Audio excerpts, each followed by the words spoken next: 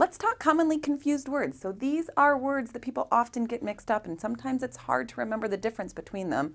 Unfortunately, there's no easy trick to memorize them except just making yourself aware of them. So the first one that I see often is the confusion of imminent and eminent.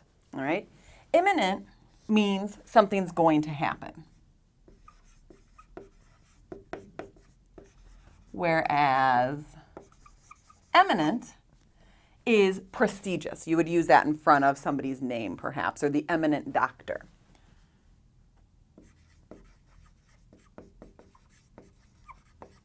All right. The next, and I see this one often, especially in like literary analysis papers, inferred and implied.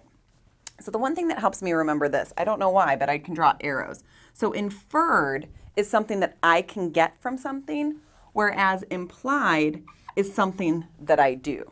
So you infer information when somebody hasn't told you everything. You imply when you're not telling everybody something. So it's kind of the two different directions. Illicit and elicit, all right? First thing to know, elicit is a verb and it means to pull something out. So if you want to elicit information from somebody, you might be very nice to them. Illicit, I do remember by the first three letters. Usually means something bad, and illicit is something bad. All right, fewer and less than. And this is a tough one here. Fewer is something that you're going to use when you can actually count the items that you're talking about. So if you're talking about coffee beans, you could say, I need fewer coffee beans, because you could actually number out and count the beans. However, less than, you're going to use when you can't count it. So if I was saying I want less coffee than somebody else, that's what I would use, because I can't actually count coffee. So I want fewer beans of coffee, but less coffee. Allusion and illusion. Again, I see this a lot in literary analysis papers.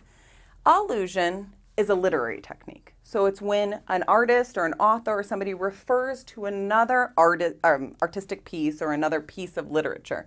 So you're often going to see this maybe in English textbooks or hear about it in history, but not often other places. So you can try to remember it by allusion starts with an A and maybe it alludes to art or something else like that. Illusion is what you might see in the desert if you were very thirsty. You could call it a mirage, but it's also an illusion, something that doesn't really exist. All right? And then finally, and this is actually one of my favorites that always makes me chuckle, especially when I see it in commercials, is the difference between literal and figurative. Now, literal means you're taking something at face value. So you're taking the words and you're not adding any kind of inferences to it. Figurative means you're taking them beyond just their face value. So there's a commercial, I'm from Chicago. There's a commercial that's on all the time during the winter about these rugs that you put in front of door cracks so that the hot air stays in your house and the cold air stays out of your house.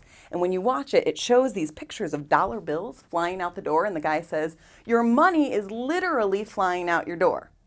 Your money's not literally flying out your door. It's figuratively flying out your door. So literal is face value.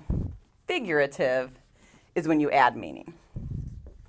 So hopefully this cleared up some common confusions with these words and you can get to using them right in your writing.